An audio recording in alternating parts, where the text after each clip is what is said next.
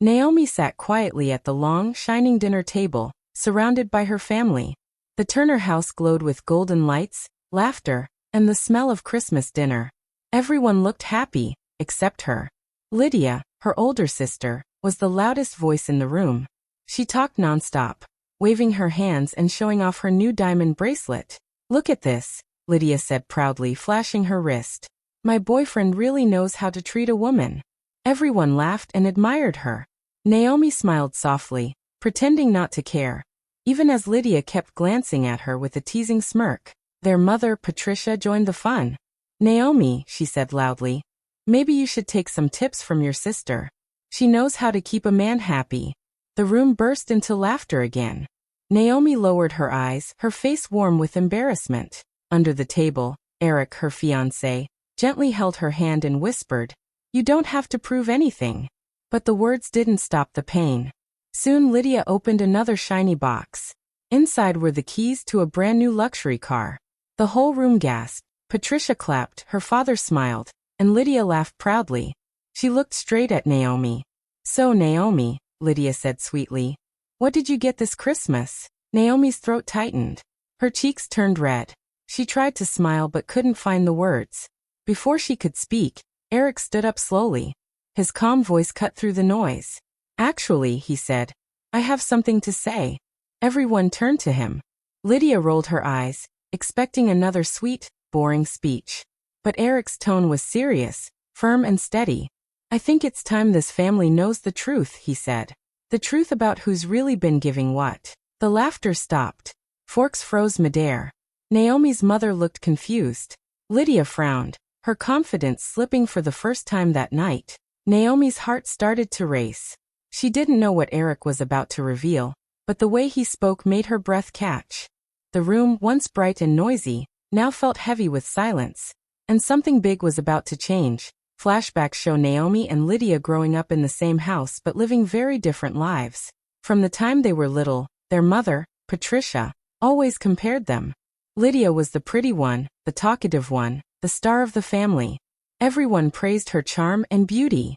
Naomi, on the other hand, was quiet and thoughtful.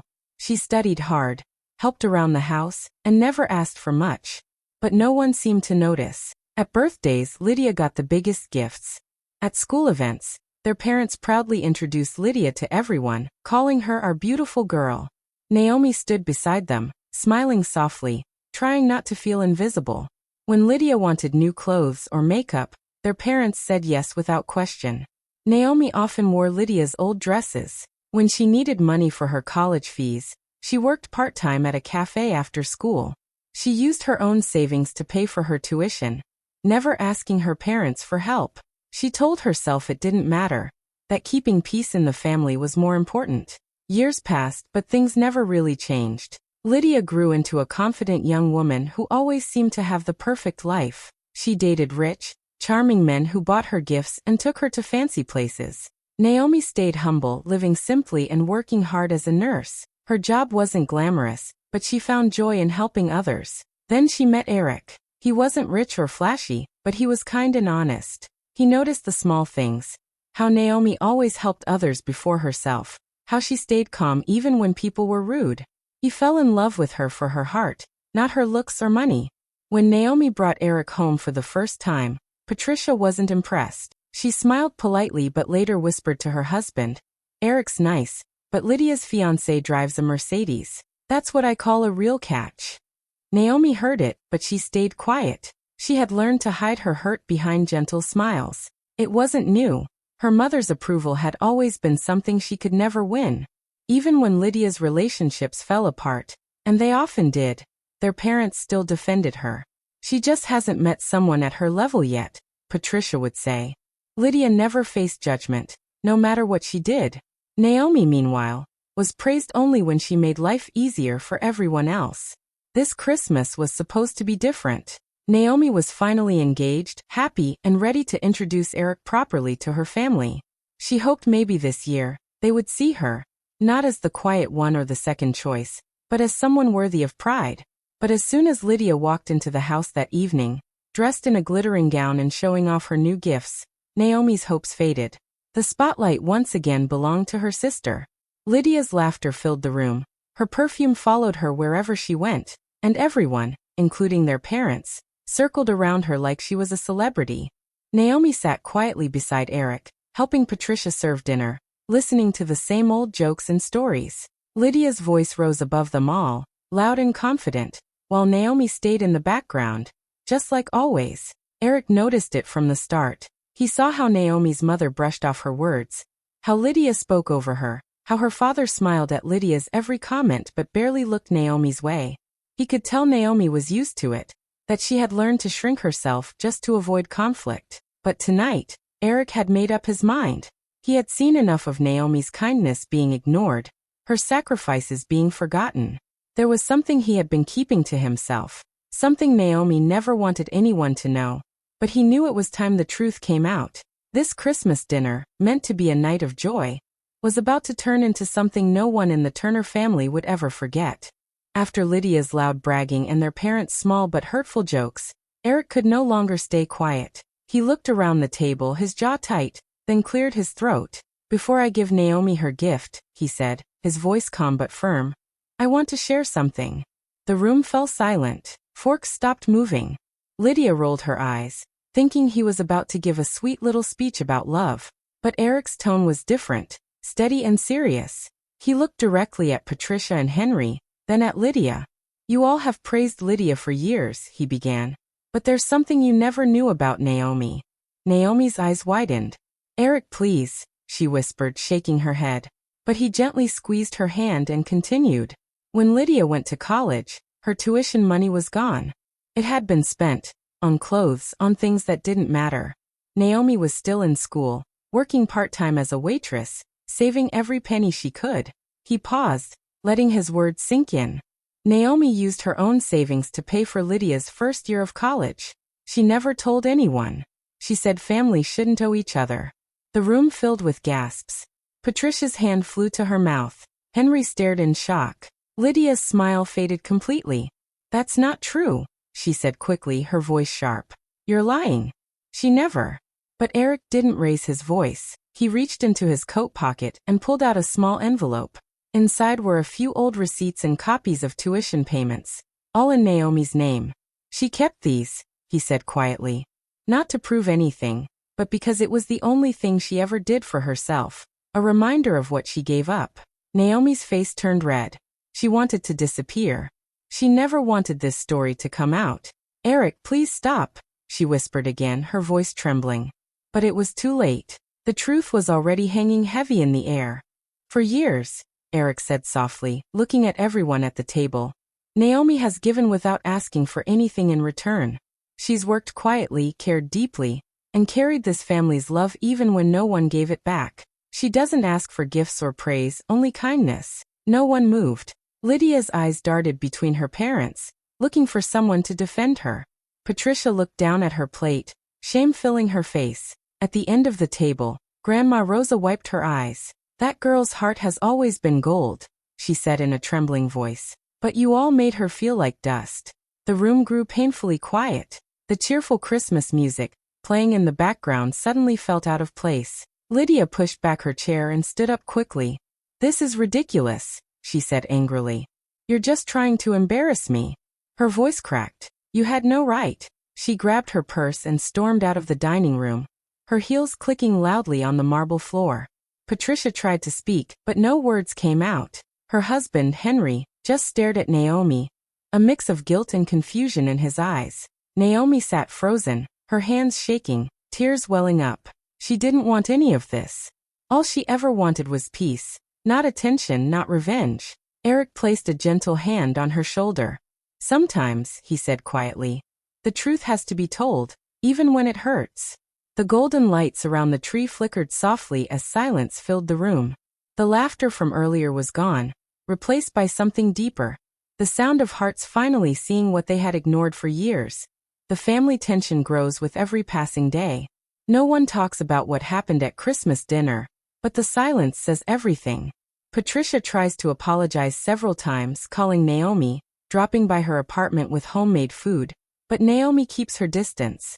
She smiles politely, says she's busy, and closes the door gently. Inside, she sits quietly, her heart heavy. She doesn't hate her mother. She's just tired. Lydia refuses to speak to her at all. She feels humiliated, convinced Naomi and Eric planned everything just to embarrass her. On social media, Lydia posts pictures of herself smiling, with captions like, "Some people pretend to be good just to look better than others." Her friends comment with heart emojis and messages like, "Ignore the haters, queen." Patricia sees the posts and sighs but says nothing. Eric stays close to Naomi, trying to comfort her. "You did nothing wrong," he says often. "You don't have to carry their guilt." Naomi nods, but deep inside, she feels the same old ache, the need to belong, to be loved by her family the way they love Lydia. She tells herself she's used to being the quiet one, but this time, the silence hurts more than ever. One weekend, Patricia invites both daughters to come over for Sunday lunch, hoping to fix things. Naomi hesitates, but agrees for her father's sake. When she arrives, the house feels tense. Lydia is already there, sitting on the couch with crossed arms and a hard look on her face. Patricia forces a smile. "Let's eat first," she says softly. But Lydia doesn't wait. "So," she says, her voice cold, "have you come to enjoy the attention you stole from me?" Naomi looks at her calmly. "Lydia, I didn't steal anything." "Oh please," Lydia snaps. "You and your perfect fiancé made me look like a selfish fool in front of everyone. You've been jealous of me your whole life, and now you finally got your revenge." Naomi's hands tremble slightly, but she keeps her voice steady. "I've never been jealous of you, Lydia. I just wanted peace." "Peace?" Lydia laughs bitterly. "You call exposing me in front of the whole family peace? You used Eric to humiliate me. You made everyone pity you." Naomi's calm breaks. She stands up, her voice firm but full of emotion. "You've always needed me to be small so you could feel big. Every time I stayed quiet, it wasn't because I was weak. It was because I loved you. But I'm done shrinking so you can shine." Patricia gasps softly. Lydia stares at her sister, speechless for a moment, then grabs her bag and storms out. The front door slams. The silence that follows is heavy and painful. Patricia sits down slowly, tears filling her eyes. "I don't know how to fix this," she whispers.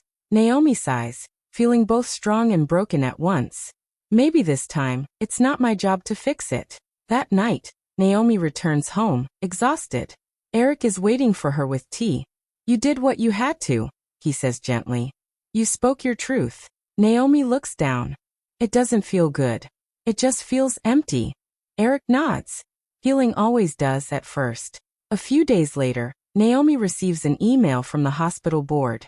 She's been nominated for a national award for her humanitarian work, for organizing free medical camps in rural areas and helping hundreds of families. She had kept it a secret, too shy to talk about it. When Eric finds out, his eyes light up.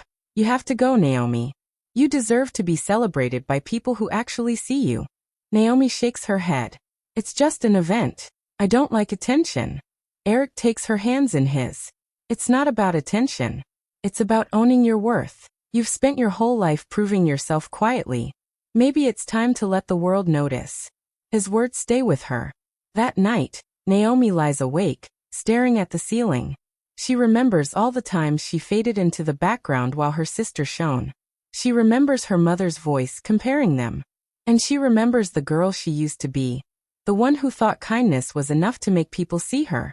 Now she realizes that sometimes, you have to step into the light yourself. The next morning, she opens her wardrobe and pulls out a simple, elegant dress she bought years ago but never wore.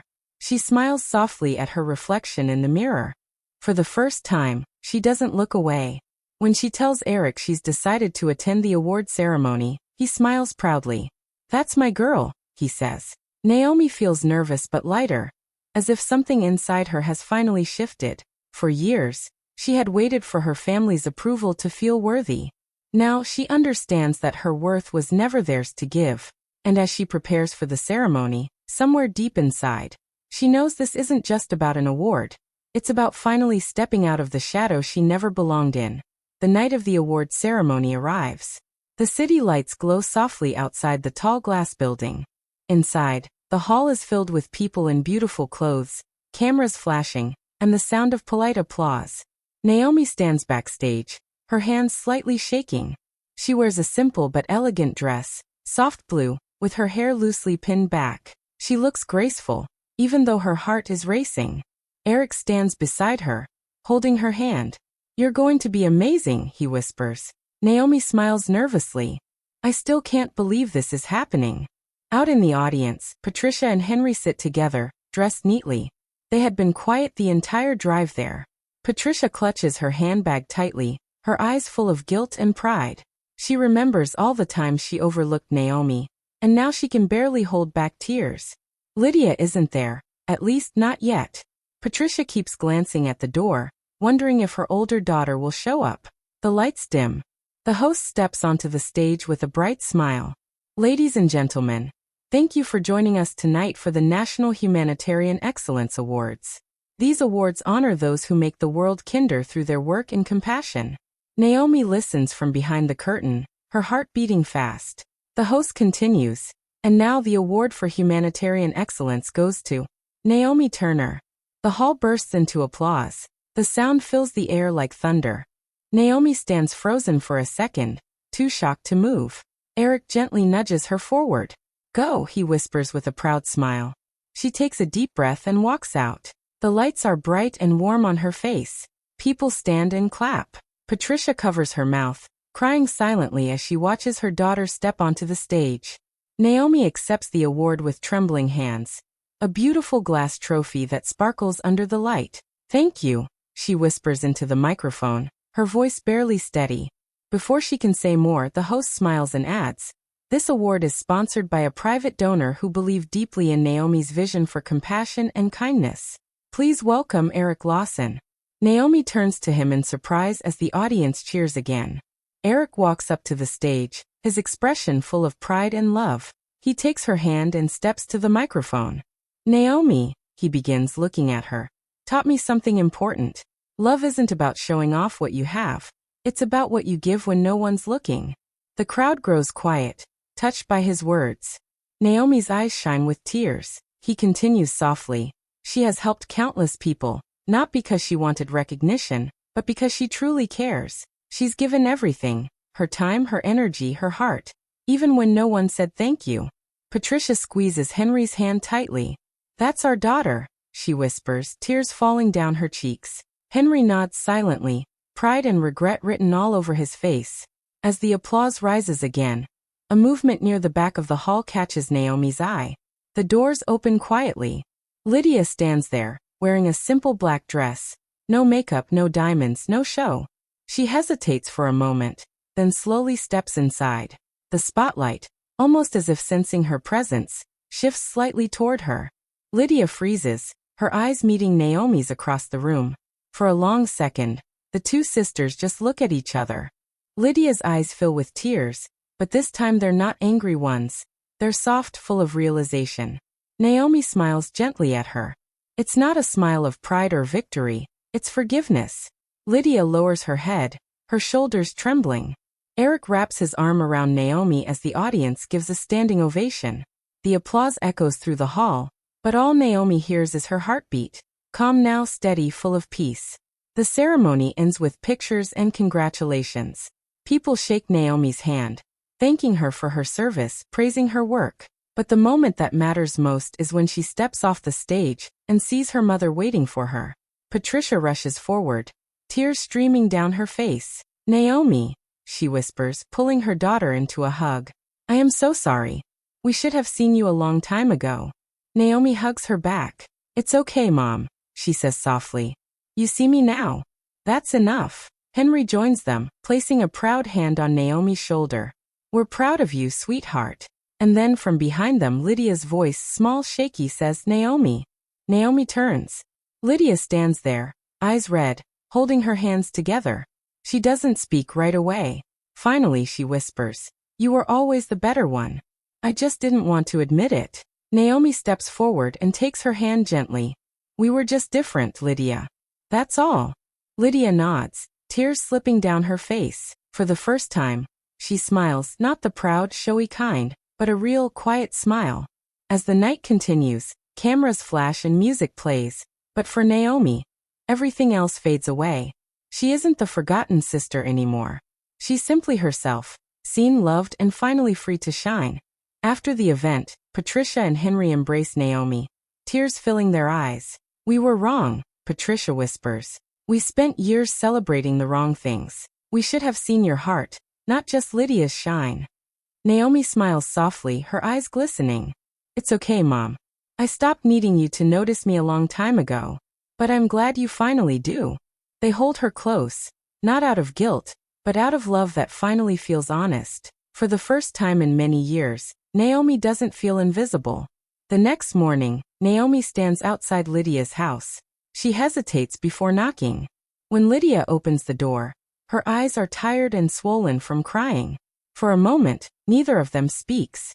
Naomi finally says, "Can I come in?" Lydia nods silently. They sit across from each other, the silence heavy but necessary. Lydia takes a deep breath. I was angry, she admits. Not because of what you did, but because you didn't need to show off to be loved. I kept chasing attention. Cars, parties, compliments.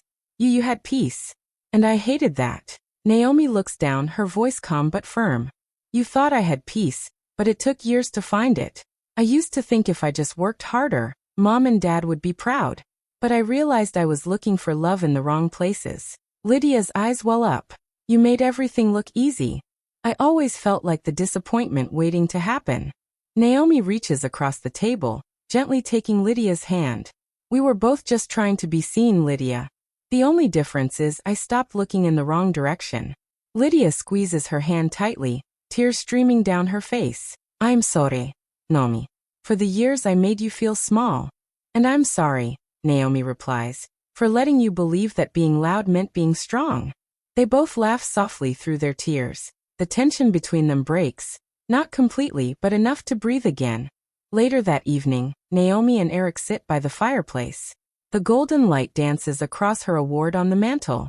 You did it, Eric says, smiling. You didn't just win that trophy, you found your voice. Naomi leans against him. I think I just remembered who I am. Eric kisses her forehead. The world finally sees what I saw all along. Naomi smiles, her heart light. For the first time, she doesn't feel like she has to prove anything. Not to her family, not to the world. She's free. Christmas morning arrives quietly. The Turner family gathers again. Smaller, humbler, but more real. Patricia helps set the table. Henry jokes with Eric. Lydia hands Naomi a small wrapped box. Inside is a delicate gold bracelet with the words "Seen, Loved, Enough" engraved on it. Naomi looks up, touched. Lydia's eyes meet hers. No competition, no envy. Just love. I wanted you to have something that reminds you who you are, Lydia says softly. Naomi smiles. We'll remind each other. The room fills with laughter and warmth. For the first time in years, the Turner family feels like a family again. And Naomi, the girl who once faded into the background, finally shines, not because of anyone's approval, but because she's learned that her worth was never up for debate. Snow falls gently outside the Turner home. Inside, the family gathers again. No fancy decorations, no loud music, just warmth and laughter. Lydia helps Naomi serve breakfast, both smiling easily now. Patricia and Henry sit by the fireplace, watching their daughters with pride. The quiet kind that doesn't need words. Eric walks over to Naomi, holding a small box wrapped in silver paper. Another gift? Naomi teases. Just open it, Eric says, grinning. Inside, she finds a bracelet. Simple but beautiful. The words engraved on it read, "Seen, Loved, Enough." Naomi's eyes fill with tears. You didn't have to get me anything. Eric smiles softly. I didn't. You already earned everything. Naomi laughs, wiping her eyes. She glances around the room. Her parents, her sister, her fiancé, all together, all at peace. For the first time in her life, she feels whole. The camera slowly pans out as Naomi's gentle laughter fills the room. Light, free, and full of grace. Voiceover. Some gifts shine only when the lights go out. And sometimes the greatest gift is being seen at last. Yes. Sparkling Heart, thank you so much for watching till the end. If this story touched your heart, please don't forget to like, comment, and subscribe for more heartwarming stories like this. See you in the next one. Bye. Waving hand sparkles.